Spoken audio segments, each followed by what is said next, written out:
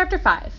In the cloud forest, the ferns parted to reveal Shen, almost keeling over from the weight of his backpack. It had been a hard climb back to his family. Too bad a zip line couldn't travel upward. Mr. Liu had a hollow cough now, and May had padded her mother's clothes with tufts of cotton from the pods of a silk cotton tree.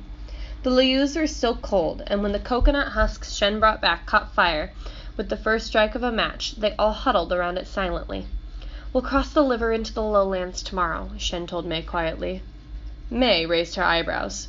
Mountain rivers were notoriously ferocious and fast-flowing. If something's notorious, means that pretty much everybody knows about it.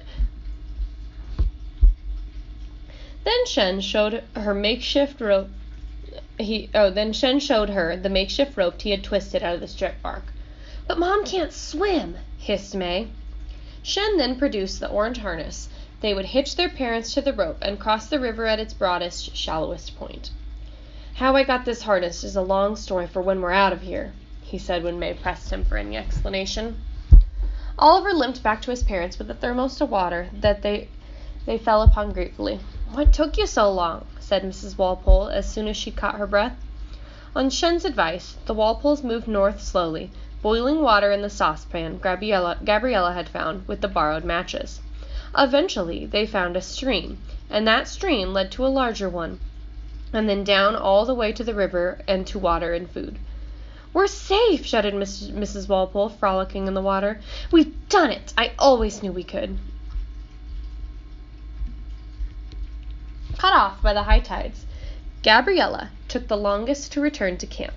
Her heart beat faster as she glimpsed her father, crouched at the bank of the swamp. She would tie the spare mosquito net Shen had given her around her father's ankle, and then they could head for the river Shen had told them about. But when her father turned, he was smiling. "The ankle's much better," he said, "and I've never been happier to see a mosquito net." He showed her why. Mr. Garcia strung their net across the low tide line as the salty tidal waters washed in, then out, leaving behind a generous catch of fish. "No more coconuts for dinner," he said gleefully, and Gabriella threw her arms around her father as she realized parents could be pretty surprising sometimes. "Well, here we are, on day 21, and our winners have been revealed. It's really no surprise that so many of our viewers voted for the Garcias," said Berry Blue, blowing her nose into a lacy white handkerchief. "There were so many reasons why they deserved to win today. There were only 2 of them to begin with.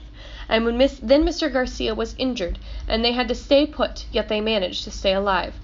But you know what I found most winning? And not just me, but all of our viewers too." And here Berry Blue's chin trembled dramatically. "That the Garcias decided to share their prize with the Walpoles and the Lius." And now the flying cameras panned across the beach where 3 families were sitting around a fire, cracking open coconuts, barbecuing fish, and even laughing. "In the wild, plants compete for sunlight, and animals compete for food and water," Berry Blue was saying now.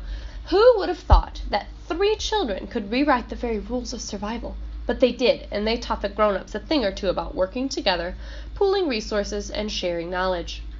A fat tear rolled down Berry Blue's perfect cheek. "That's the takeaway, my friends.